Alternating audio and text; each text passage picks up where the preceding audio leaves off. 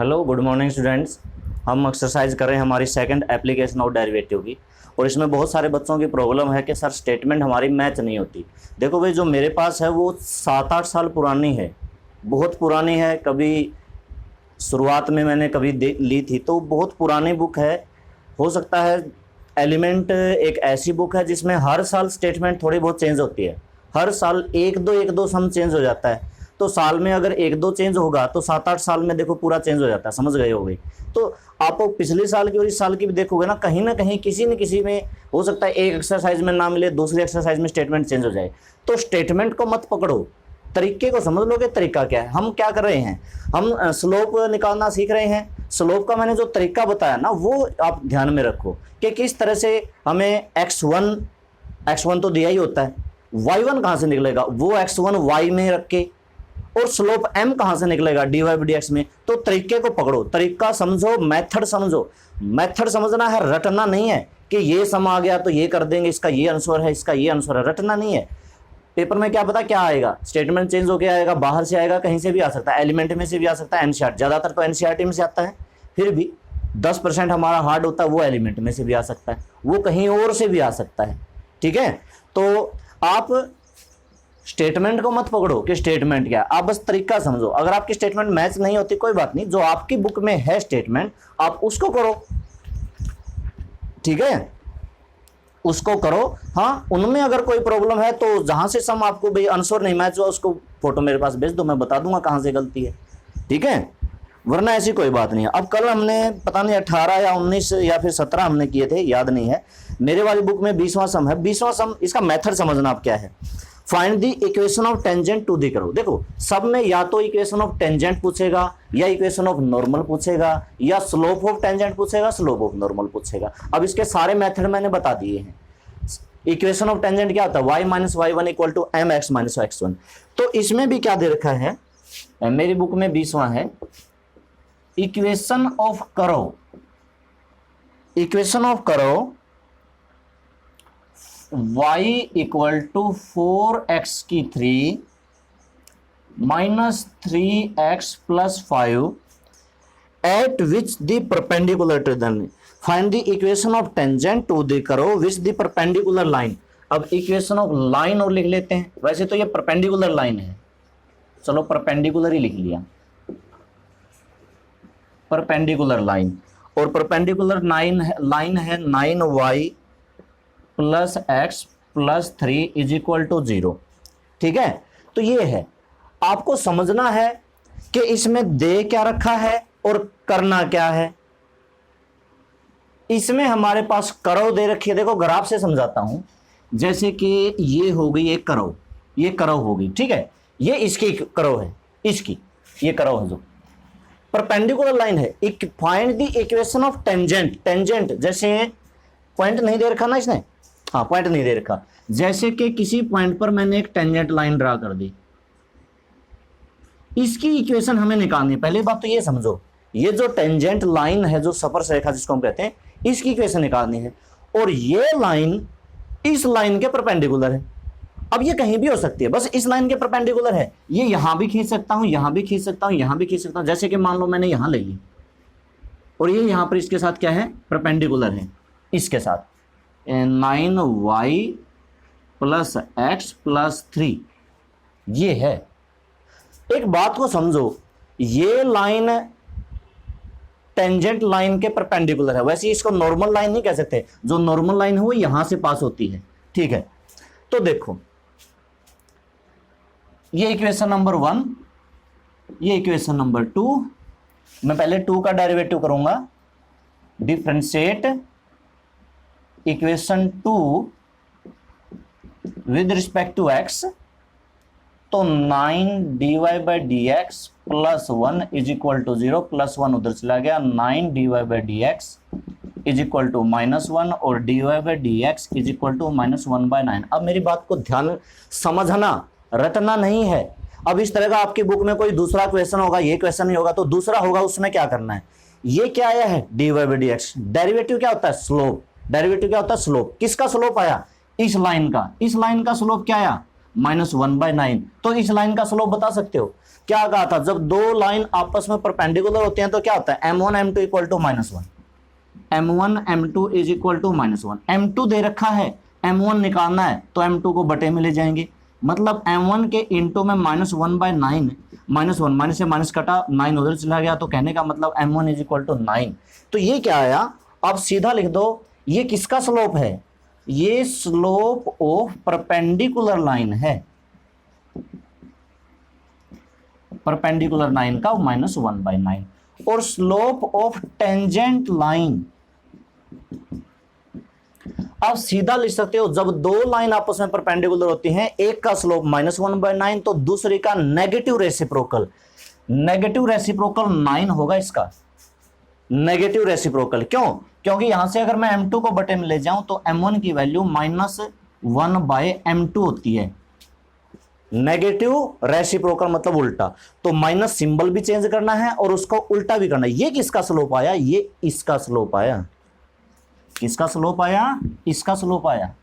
अभी और सुनो, अभी इसका स्लोप मैं करव से निकालूंगा, जब भी हम करव का डेरिवेटिव करते हैं तो वो किसका स्लोप आता है, हमेशा इक्वेशन ऑफ टेंजेंट का निकालते हैं। यानी कि इक्वेशन ऑफ टेंजेंट का स्लोप मैंने दो तरीके से निकालूंगा, एक करव से निकालूंगा, एक उससे निकालूंगा। इससे तो निकाल लिया ना, अब इसका डेरिवेटिव कर दूंगा, differentiate with respect to, differentiate equation 1 with respect to x, उसका डेरिवेटिव किया dy/dx 12x² -3। ये क्या है, ये भी डेरिवेटिव, ये किसका स्लोप है, ये इसी का स्लोप है भाई। जो करव का स्लोप, करव का स्लोप मतलब इस टेंजेंट लाइन का स्लोप, ये एक ही जगह पे मिलती है, वो अलग चीज है, वो परपेंडिकुलर अलग चीज थी, उसका तो 1/9 था, इसका क्या है 9। तो इस लाइन का स्लोप ये और ये भी स्लोप आपस में बराबर कर दो, यही हमारी अकॉर्डिंग टू क्वेश्चन कंडीशन होगी और यहीं से हम इसकी वैल्यू निकालेंगे। तो नाउ इसको बराबर कर दो, 12x² -3 इज इक्वल टू 9, क्या उधर गया, 12x² इज इक्वल टू 12 और x² इज इक्वल टू 1 और x इज इक्वल टू +-1। तो यहां पर हमारी दो वैल्यू आएंगी, x इज इक्वल टू +-1। ठीक है, चलो यहां कर देते हैं, x इज इक्वल टू +-1, मतलब x की दो वैल्यू आई, एक आई -1 और एक आया 1। अब ये आप कहां रखोगे, इसमें रख दो। यहां से क्या निकालना है, इक्वेशन ऑफ टेंजेंट निकालने ना, x है, इसकी इक्वेशन निकालनी है ना। ये कौन सा पॉइंट आया, ये यहां वाला पॉइंट आया -1, और दूसरा अब y1 निकालना पड़ेगा, ये दोनों x1 की वैल्यू हैं, x1। तो if x1 is equal to y1, x1 is equal to -1, y1 की वैल्यू यहां रखेंगे भाई, -4 +3 +5 इसमें रखेंगे, रख के चेक करेंगे, 5 3 8 में से 4 गए 4। तो देखो x1 -1 पे y1 4 आया और स्लोप जो m मेरा 9 है, इक्वेशन ऑफ टेंजेंट का फार्मूला लगाएंगे। इक्वेशन ऑफ टेंजेंट फार्मूला क्या होता है, y - y1 is equal to m x - x1। y -4 slope है 9 और x -1 मतलब x + 1, बस इसको सोल्व कर लेना, y -4 9x + 9। तो y को उधर ले जाते हैं, 9x नीचे दिखाई दे जाएगा ना, दिखाई दे जाएगा यहाँ तक, तो 9x - y और +13 इज इक्वल टू 0। एक आंसर तो मिलेगा ये, दूसरा आंसर दूसरे पॉइंट से आएगा। अब x की वैल्यू 1 इसमें रखो, 6 आएगी y की वैल्यू, हाँ स्लोप उस टाइम पे भी 9 ही लेना है। अब सुनो, इसमें ना ये दो पॉइंट आए हैं, इसका मतलब इसकी जो ये टेंजेंट लाइन है एक साथ दो पॉइंट पर हो सकती है। करो कुछ इस तरीके की नहीं होगी, समझने के लिए बता रहा हूं, जैसे इस तरह की कुछ हो सकती है। तो जैसे ये एक ही टेंजेंट लाइन दो पॉइंट पे काटती है ना एक दूसरे को, तो हो सकता है यहां पर -1 हो, यहां पर 1 हो, बीच में क्या पता 0 होता है ना, 0 -1, तो ये दो पॉइंट पर आई हुई है भाई। ठीक है, समझ गए होगे आप। इस तरह से इकट्ठी लाइन करो, इस तरह की भी तो हो सकती है, इस तरह की भी हो सकती है। करो इस तरह से, मान लो ये यहां पर टच करे, यहां पर, और आगे भी क्या पता टच कर दे, तो 2-3 पॉइंट भी आ सकते हैं एक साथ, समझो। ठीक है, तो कर देते हैं साफ, तरीका समझना। आगे देखते हैं अगला क्वेश्चन।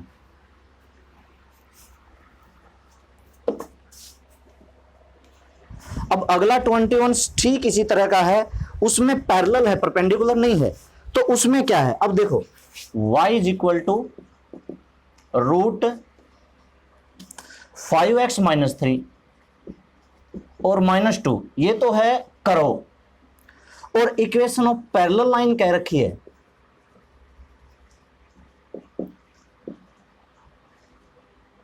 हाँ, पैरेलल लाइन ये है 4x माइनस 2y और क्या है प्लस का 3, प्लस 3 इज इक्वल टू 0। तो देखो ये करो है, पहले ग्राफ से बताता हूं। ये हो गया ग्राफ, करो किसी भी तरह की हो सकती है भाई, फिलहाल अब पता नहीं है। अगर एक्चुअल में बनाने हैं तो इसमें 1 वैल्यू 2 वैल्यू उसकी हमने जरूरत नहीं, बस ये बना ली। इसकी भी हमें इक्वेशन ऑफ टेंजेंट निकालनी है। ये इक्वेशन ऑफ टेंजेंट इस लाइन के पैरेलल है, मतलब ये लाइन यहां होगी, बात को समझ गए ना। ये जो इक्वेशन ऑफ टेंजेंट है इसमें पैरेलल कह रखी है, दो पैरेलल में दोनों का स्लोप बराबर होता है। ये मान लो इक्वेशन नंबर 1, ये मान लो इक्वेशन नंबर 2। मैं एक बार 2 का स्लोप निकाल देता हूं, एक बार पैरेलल वाले का स्लोप निकाल लेते हैं। Differentiate equation 2 with respect to x, 4x का 1 माइनस का 2 y का divide by d x is equal to 0। ये उधर चला जाएगा, 4 is equal to divide by d x and 2 divide by d x, 2 आया बटे में, तो डिवाइड बाई डी एक्स की वैल्यू क्या आई 2 आया। ये क्या आया आपको ये समझना है, ये क्या आया है d y by d x equal to 2। हमने इस लाइन का डेरिवेटिव किया तो इस लाइन का स्लोप आया है कितना 2। ये लाइन इसके पैरेलल है तो इसका भी स्लोप क्या होगा, बिल्कुल अगर आपने 2 सोचा है तो बिल्कुल सही सोचा है, क्योंकि लाइन पैरेलल है। पैरेलल में क्या होता है, पैरेलल में m1 is equal to m2, और पिछले सम में क्या बताया था m1 m2 is equal to -1। ये कब होता है, ये होता है जब परपेंडिकुलर आ जाए, दो लाइन आपस में परपेंडिकुलर आ जाए। लेकिन बहुत ध्यान से सोचने वाली बात है, परपेंडिकुलर आ सकता है, परपेंडिकुलर भी किसके है, अभी बात चल पड़ी है तो चलो डिस्कस कर लेते हैं। ये हो गई करो, ये हुई टेंजेंट लाइन, और इसी पॉइंट से ये जो लाइन होती है परपेंडिकुलर, इसको हम क्या कहते हैं नॉर्मल लाइन, इसको हम क्या कहते हैं नॉर्मल लाइन, और इसको हम क्या कहते हैं टेंजेंट लाइन। अब शब्द ये आ सकता है, वर्ड ये लिखा आ सकता है कि पैरेलल टू टेंजेंट, तो टेंजेंट के पैरेलल इस तरह से बनेगी जैसे मैंने उसमें बनाया। परपेंडिकुलर टू टेंजेंट, तो टेंजेंट के परपेंडिकुलर इस तरह से बनेगी जैसे कि पिछले सब में बनाया था। अच्छा, पैरेलल टू नॉर्मल आ सकती है, नॉर्मल के पैरेलल, तो नॉर्मल के पैरेलल इसी तरह की लाइन आएगी, और ये लाइन टेंजेंट के तो परपेंडिकुलर हो गई ना, तो ये भी सोचने वाली बात है। अगर नॉर्मल के पैरेलल है तो टेंजेंट के परपेंडिकुलर है, और नॉर्मल के परपेंडिकुलर है, इसने कह दिया कि एक ऐसी लाइन है जो नॉर्मल के परपेंडिकुलर है, ये नॉर्मल की लाइन और इसके परपेंडिकुलर, तो इस तरह से हो सकती है या फिर यहां से हो सकती है। अब ये जो लाइन है टेंजेंट के पैरेलल है, तो ये भी ध्यान रखना, हाँ मैंने ये बात पहले बताई हुई है कि नॉर्मल के पैरेलल टेंजेंट के परपेंडिकुलर, और नॉर्मल के परपेंडिकुलर टेंजेंट के पैरेलल, ये बात बताई हुई है। अब फिर से आप इन शब्दों को जरूर पकड़ना, और उस हिसाब से ग्राफ का भी थोड़ा सा आइडिया लगा लेना, भाई हाँ ये इस तरह से होगा, ठीक है। अब इस केस में जो हम कर रहे हैं, ये आ गया स्लोप इसका, तो इसी का स्लोप है ये, यानी कि slope of tangent line, tangent line का स्लोप कितना है 2 है, ठीक है।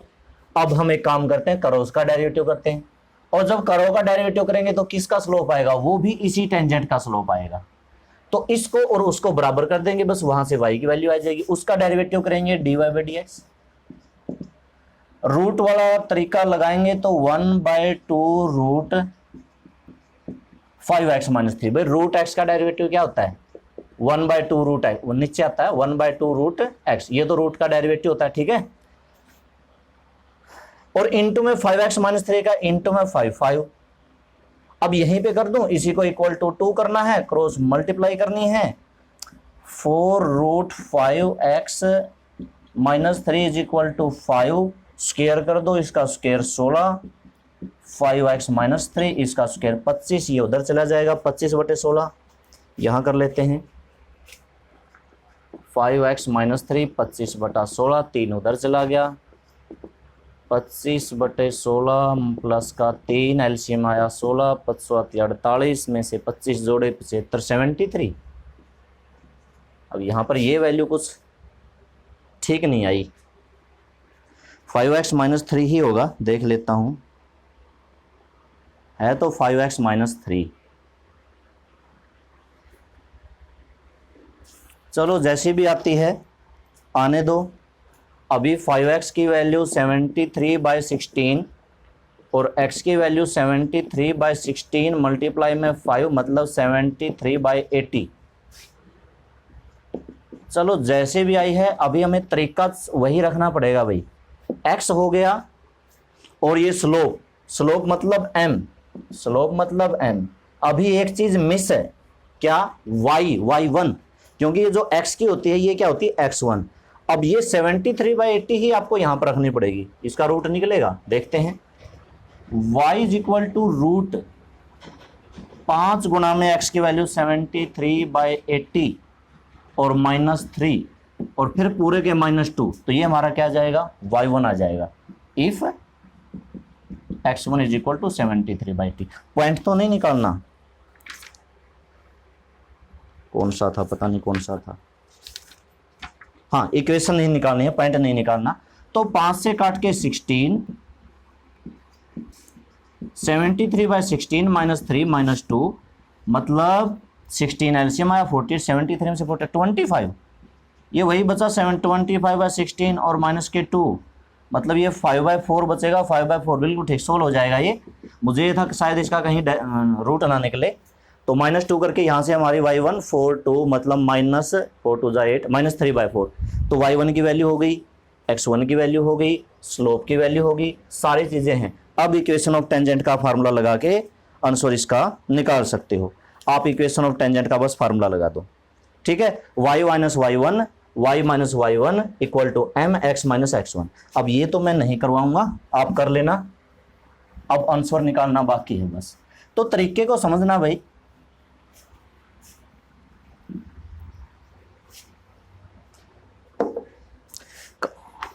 इतने ज़्यादा वो भी नहीं है। अगला क्वेश्चन फिर से equation of tangent parallel to the line, same है लेकिन इसमें कोस दे दिया, ठीक है, करवाते हैं, ठीक है। y = cos x + y,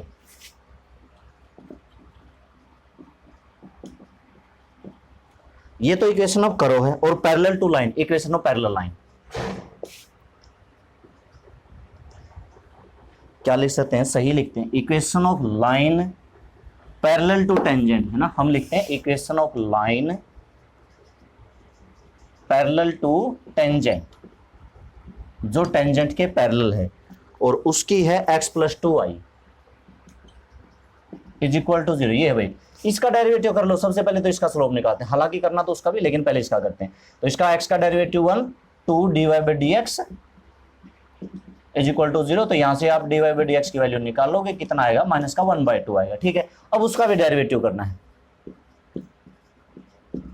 कोस का क्या होता है? -sin x + y इनटू में चैन रूल से, मैंने ये इसलिए समझा रहा हूं, x का डेरिवेटिव 1 और y का डेरिवेटिव dy/dx।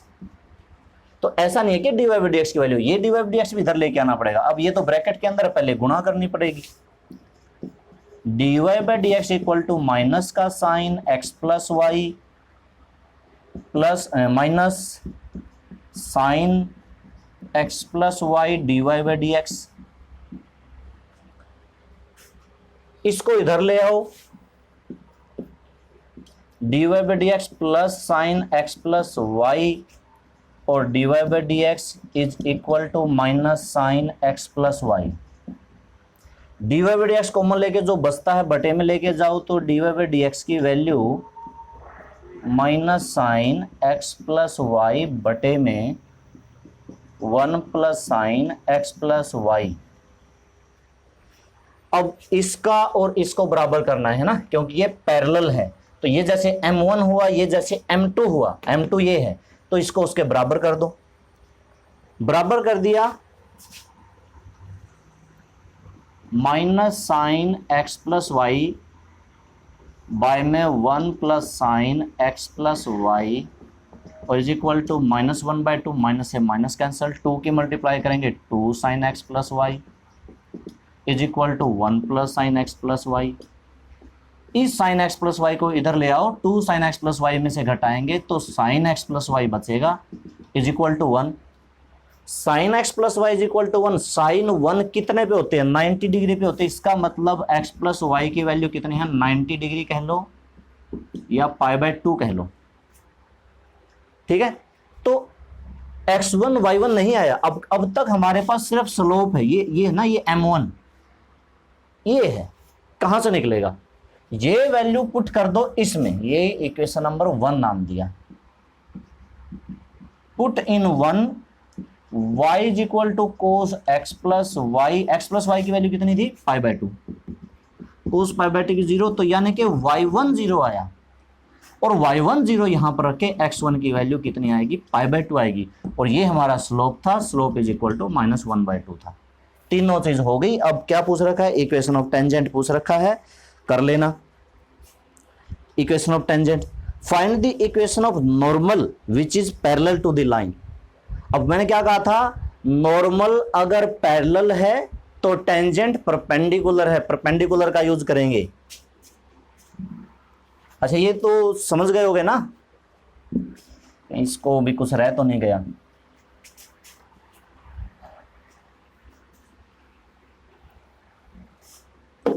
अगले सम की स्टेटमेंट थोड़ा सा हिंट बताऊंगा, करना आप अपने आप। इक्वेशन ऑफ करो दे रखी है 3x² minus y² is equal to 8, और equation of line parallel to normal, मतलब x plus 3y is equal to 4, equation number 2 और इक्वेशन नंबर 1, ठीक है। तो देखो इस केस में नॉर्मल इसके परपेंडिकुलर पैरेलल है, तो ये हुई करो, ये हुई इसकी टेंजेंट लाइन, थोड़ा सा ठीक नहीं बना, और नॉर्मल कहां बनती है, ये नॉर्मल लाइन बनती है, तो नॉर्मल के पैरेलल कह रखी है, तो ये लाइन कहां बनेगी, ये लाइन यहां पर भी हो सकती है, बीच में भी हो सकती है, इसको मैं यहां बना देता हूं, है ना, नॉर्मल के पैरेलल, क्योंकि इस लाइन को हम क्या कहते हैं नॉर्मल, ये तो ये टेंजेंट के तो परपेंडिकुलर हुआ भाई टेंजेंट के साथ, तो क्योंकि जब हम कर्व का डेरिवेटिव करते हैं तो वो m1 वो इसका स्लोप आता है, और जब इसका डेरिवेटिव करेंगे तो ये इसका स्लोप आएगा m2, तो m1 m2 ये तो परपेंडिकुलर है, आप इसमें परपेंडिकुलर का यूज करोगे ना कि पैरेलल का, बस इतना सा है, बाकी आप कर लोगे। देखो इसका डेरिवेटिव करना है 1 3 -1/3, इसका स्लोप क्या है -1/3, ये इसका आया -1/3, और इसका स्लोप क्या आएगा, डेरिवेटिव करेंगे 6x माइनस 2y यानी कि 3x/y, तो इसका क्या आएगा 3x/y, ये 3x/y, ये -1/3, दोनों परपेंडिकुलर हैं, इनकी गुणा करके इज इक्वल टू -1 करके यहां से आप सोल्व करेंगे। जब आप m1 m2 equal to minus करोगे, 3 से 3 कटा x/y, तो x is equal to y आ जाएगा। ये x की वैल्यू y कहीं पर भी यहां पर रख सकते हो, इसमें रखो भाई, इसमें नहीं रखेंगे, वो तो अलग लाइन है ना, हाँ वो अलग है, इसमें रखेंगे x की value y, 3y² minus y², 2y² y² equal to 4, यानी कि y की वैल्यू क्या आ जाएगी +-2। अब देखो यहीं पे देखो, अगर y +2 है तो x भी +2, और y -2 है तो x भी -2, स्लोप क्या आएगा भाई, स्लोप क्या लेंगे, x1 y1 तो मैंने बता दिया। अब गलती से भी इसका स्लोप मत लेना, नॉर्मली क्या करेंगे भाई, ये स्लोप आएगा, ये किसका है भाई, इसका, और इक्वेशन किसकी पूछ रखी है, हाँ सही है, सही बिल्कुल सही, क्योंकि इक्वेशन भी तो नॉर्मल की पूछ रखी है, तो बिल्कुल ठीक है। इसका स्लोप, ये दोनों लाइनें पैरेलल हैं, ये दोनों लाइनें पैरेलल हैं, तो जो इसका स्लोप वही इसका स्लोप। ये क्या है, ये -1/m है, m यहां पर क्या है, m यहां पर -1/3 नहीं है, m तो यहां पर 3 है, ठीक है, m यहां पर 3 है, वो इसके डेरिवेटिव में रखोगे, आप अपने आप कर लेना, ठीक है। तो तरीका समझना भाई, स्टेटमेंट को मत पकड़ना, आपके बुक में स्टेटमेंट नहीं है, कोई बात नहीं है। और हम नया क्या लेते हैं, हाँ आगे आते हैं पैरामीट्रिक फंक्शन, उनको और करते हैं, पैरामीट्रिक फंक्शन में किस तरह से करना होता है।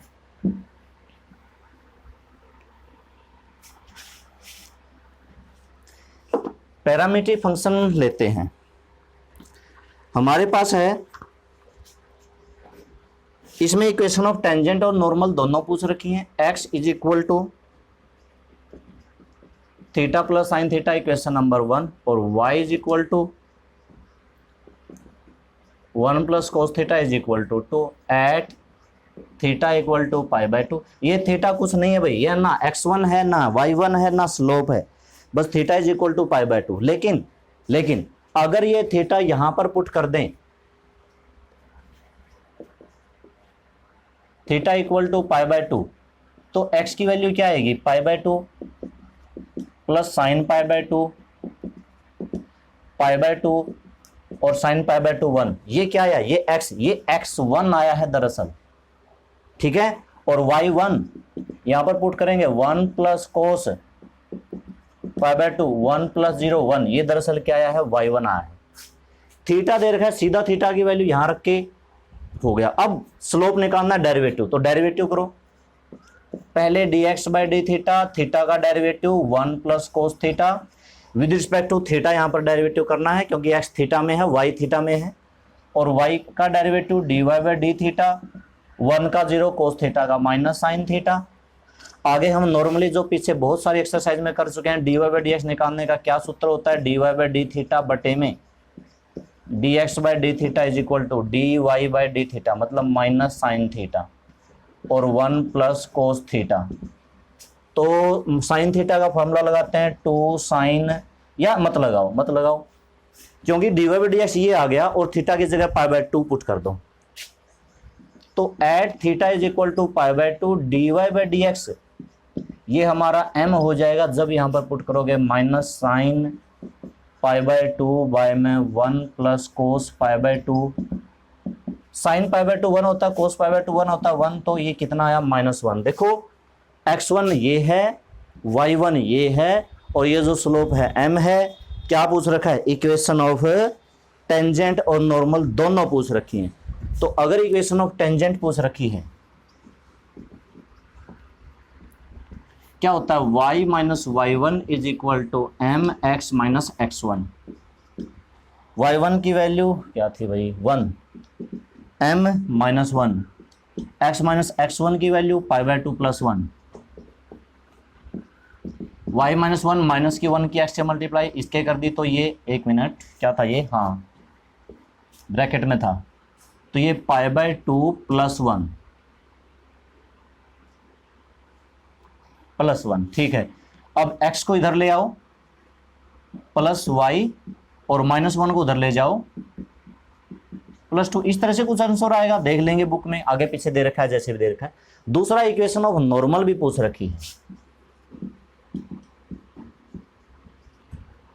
y minus y1 is equal to -1 by m x minus x1।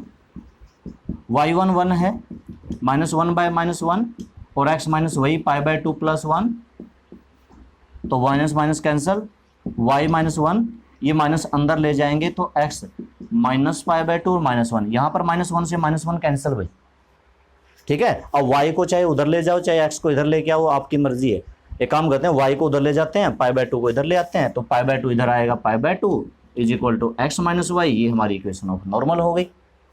Question वही है, अलग क्या है, कुछ नहीं, बस थीटा दे रखा था, थीटा की वैल्यू यहां पुट कर दी, x1 हो गया, थीटा की वैल्यू इसमें पुट कर दी, y1 हो गया। डेरिवेटिव करने का अपना पुराना तरीका, अगर x में थीटा दे रखा है तो हम dx बटा डी थीटा निकालते हैं, y दे रखा है तो dy बटा डी थीटा निकालते हैं। और dy बाई dx निकालने के लिए स्लोप ये होता है, हमेशा स्लोप dy बाई dx होता है, ये नहीं कि dy बाई डी थीटा को स्लोप ले लिया, ऐसे नहीं कि dx बटा डी थीटा को स्लोप ले लिया, नहीं, dy by dx, dy by d theta बटे dx बटा डी थीटा, ये करके सोल्व करके यहाँ पर मेरा स्लोप कितना था, -1। उसके बाद मैंने इक्वेशन का फार्मूला लगाया, ठीक है। तो जितने भी पैरामीट्रिक फंक्शन है इस तरह से करने।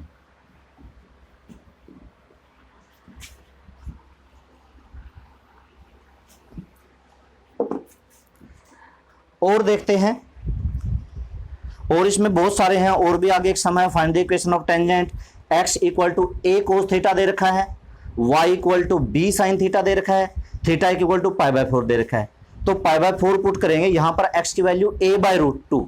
अगर इस तरह से दे रखा है कि x equal to a cos theta, और y equal to b sine theta, और थीटा यहाँ पर कितना दे रखा है π/4।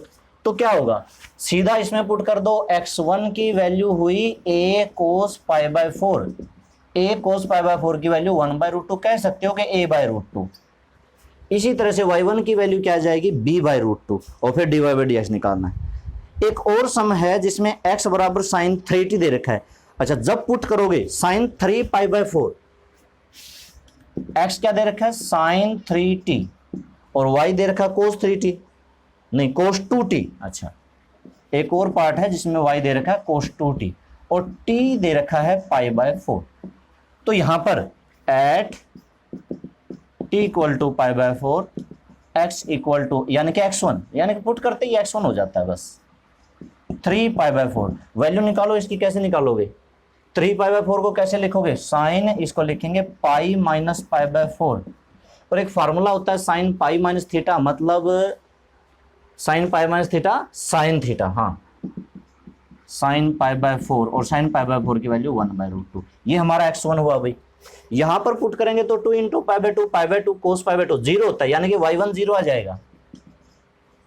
अब क्या रह गया, इनका डेरिवेटिव करके dy/dx निकालना, यहां से dx/dt, यहां से dy/dt, और फिर उसके बटे में करके dy/dx। ये कर लेना सारे सम। देखो अब मैं थोड़े से मुश्किल वाले लेता हूं, जो मुश्किल होना।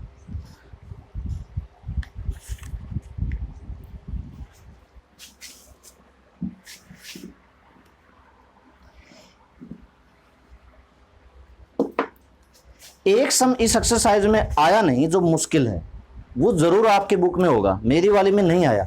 एक सम है, और सम की स्टेटमेंट किस तरह से है, उसमें क्या दे रखा है, उसमें कर्व की इक्वेशन दे रखी है। ये जो टेंजेंट लाइन है, नॉर्मली तो ये वाला पॉइंट देता है, ये वाला पॉइंट नहीं, बल्कि ये वाला पॉइंट दे रखा है, कोई और पॉइंट दे रखा है। कुछ इस तरह का सम है जिसमें इक्वेशन ऑफ कर्व दे रखी है, और एक पासिंग पॉइंट ऑफ टेंजेंट लिखा हुआ मिलेगा कि tangent is passing through the point, ये लिखा हुआ मिलेगा, वो बिल्कुल अलग सम है।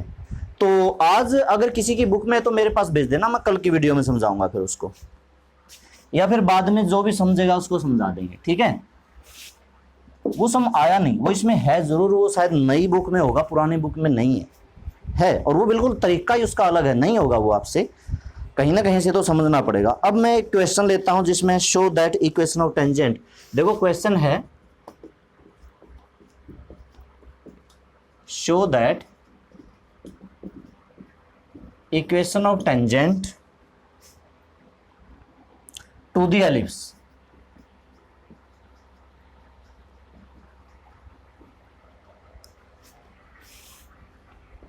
X square by a square plus y square by b square is equal to 1 at x1 y1 is x1 by a square plus y1 by b square is equal to 1। देखो ये क्वेश्चन है, अब हमें इसको समझना। सबसे पहले तो समझ लो, इक्वेशन ऑफ टेंजेंट निकालनी है इसकी, पॉइंट इसने सीधा x1 y1 ही लिख दिया, मतलब x1 y1 की कोई वैल्यू नहीं दे रखी। x1 y1 कह रखा है तो x1 की जगह हम x1 ही लेंगे, y1 की जगह y1 लेंगे, और ये आंसर है। ये क्या कहता है, जो इक्वेशन ऑफ टेंजेंट है इज, ये आएगा, ये आंसर आएगा। तो ये क्वेश्चन है, पॉइंट दे रखा है x1 y1। अब देखो इसका डेरिवेटिव कर देते हैं, differentiate with respect to x। इसको 1 भी नाम देना पड़ेगा, differentiate with respect to x। X square का 2x बाय में a square plus y square का 2y बाय में बी स्क्वायर, साथ में आएगा dy/dx इज इक्वल टू 0 हो जाएगा, ये उधर चला जाएगा 2y बाय बी स्क्वायर, और साथ में है dy/dx, उधर गया माइनस का 2x बाय ए स्क्वायर, तो यहाँ से dy/dx माइनस का 2x बाय ए स्क्वायर, ये मल्टीप्लाई में बी स्क्वायर बाय 2y, 2 से 2 cancel, minus x b square by में ए स्क्वायर वाई। अब बात आती है स्लोप की, एट x1 y1 तो जो d y by d x है यानी कि m जो है पुट करेंगे तो minus x one b square a square y one ऐसे का ऐसा लेना है भाई। x1 की जगह x1 ही दे रखा है, कुछ और नहीं दे रखा। तो ये हमारा m है, m भी है, x1 भी है, y1 भी है, बस सीधा इक्वेशन किसकी, इक्वेशन ऑफ टेंजेंट। हाँ, इक्वेशन ऑफ टेंजेंट निकालनी है। तो equation of tangent, equation of tangent का फार्मूला लगाएंगे, y minus y one is equal to m x minus x one. Y minus y one है, बस जो m है वो है minus x one b square by में ए स्केयर वाई वन और ब्रैकेट में। अब ये वैसे तो मुश्किल नहीं है, क्रॉस मल्टीप्लाई करके आंसर आ जाता, लेकिन इसने कह रखा है ये प्रूव करो, तो प्रूव करना पड़ेगा। वैसे तो मुश्किल नहीं है, लेकिन अब सोच समझ के मल्टीप्लाई करनी है। मैं यहां पर सिर्फ y1 के अंदर मल्टीप्लाई कर रहा हूं।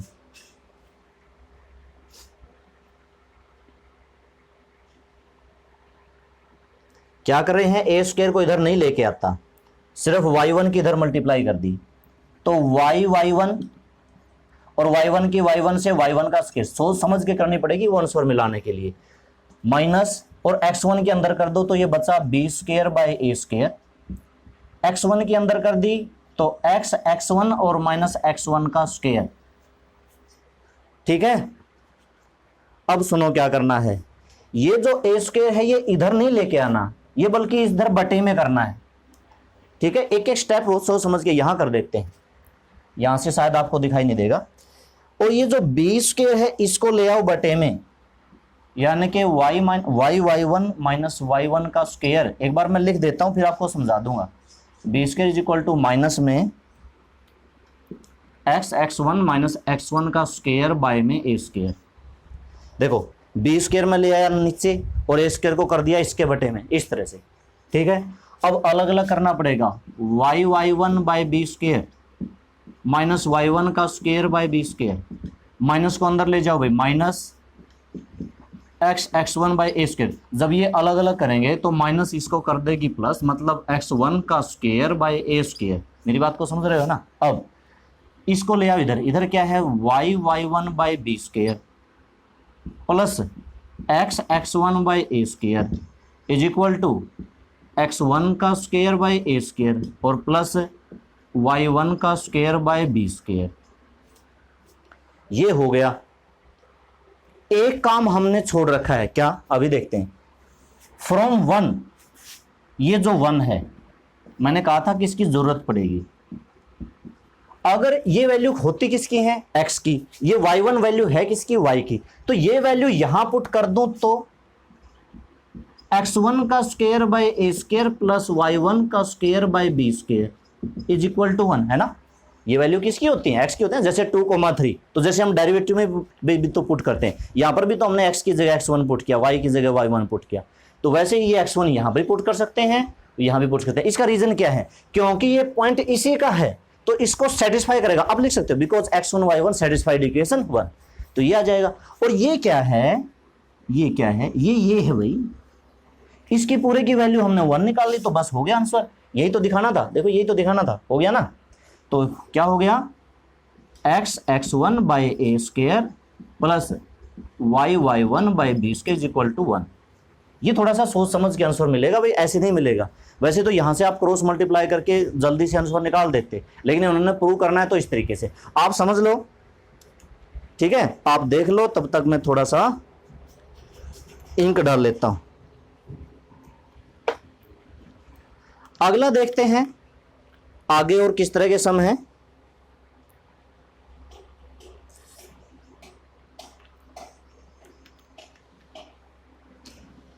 देखो इसको कर देते हैं साफ।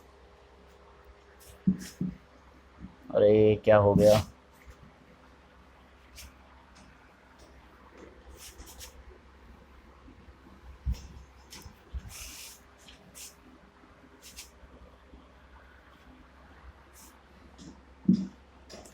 ठीक है।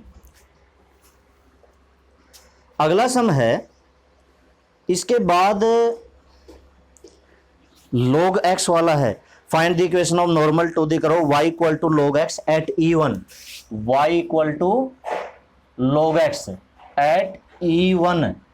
तो देखो x1 और y1 तो दे रखा है, सिर्फ स्लोप निकालना रह गया। और log x का डेरिवेटिव क्या होता है 1/x, तो dy/dx क्या हुआ 1/x, और x की वैल्यू E1 e, तो पुट कर दिया dy/dx is equal to 1/e, x की जगह रख दिया। ये हमारे पास क्या आ गया m, तो देखो m भी हो गया, x1 भी हो गया, y1 भी हो गया, इक्वेशन का फार्मूला लगा दो, ये कर लोगे। बहुत छोटा सा सम है। Prove that all the point on the curve at which the tangent is parallel to x axis lie on a parabola. इसका आंसर पैराबोला आना चाहिए। आंसर क्या होता है पैराबोला, मतलब इस तरह से आना चाहिए y² is equal to 4ax। Parabola की यही इक्वेशन होती है ना, या हो सकता है y1 is equal to 4ax1, इस तरह से आ सकता है। ठीक है, क्योंकि इसमें पॉइंट नहीं दे रखा। चलो देखते हैं, इसको करके देखते हैं भाई इसका आंसर आता है कि नहीं आता। तो इसका आंसर दे क्या रखा है y² equal to 4ax plus a sin x by a sin x by a, ये दे रखा है। At which the tangent, prove that the point on the curve at which the tangent is parallel to x axis. अगर tangent is parallel to x axis होती है तो slope 0 होता है, वो हम बाद में करेंगे, पहले इसका डेरिवेटिव करते हैं। 2y dy/dx, 4a कांस्टेंट है, अंदर वाले का डेरिवेटिव करना है, x का डेरिवेटिव 1 प्लस a sin का डेरिवेटिव क्या होता है cos x बाई a। बता सकते हो x बाई a का क्या होगा 1/a और होगा x बाई a का चैन रूल से, और इस a से ये a कैंसिल हो जाएगा। तो dy/dx is equal to 4a के बाय में 2y, और अंदर बचेगा 1 प्लस का cos x बाई a, ये बचेगा। इसको 4 को काट देंगे तो यहां पर ये बचेगा 2। अब करना क्या है, because tangent is parallel to x axis, तो सो m जो होगा स्लोप हमेशा 0 होता है, याद रखना। परपेंडिकुलर में क्या होता है 1/0 इन्फिनिटी, और इसमें तो इसको बराबर कर दो 2a/y 1 plus cos x by a is equal to 0। ये तो y तो इधर 0 के साथ मल्टीप्लाई हो गया 0, ये 2a भी कांस्टेंट है, ये भी 0 के साथ इधर 0, तो ये आया 1 बाय में cos x by a is equal to 0।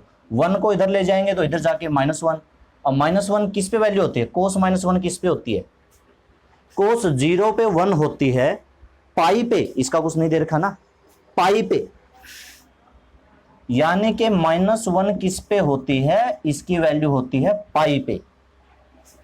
और x, एक मिनट, x बाई a की वैल्यू क्या हुई पाई हुई, मतलब कोस से कोस कैंसिल हो गई, तो x की वैल्यू इसको पाई a लिख दो या फिर a पाई लिख दो, आपकी मर्जी है। ठीक है, आपकी मर्जी है, आप इसको चाहे पाई a लिखो या फिर a पाई लिखो।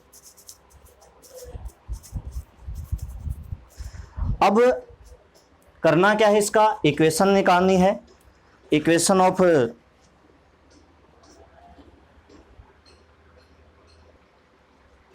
अब अगर ये वैल्यू हम पुट कर दें इक्वेशन 1 में, तो y² इक्वल टू 4a,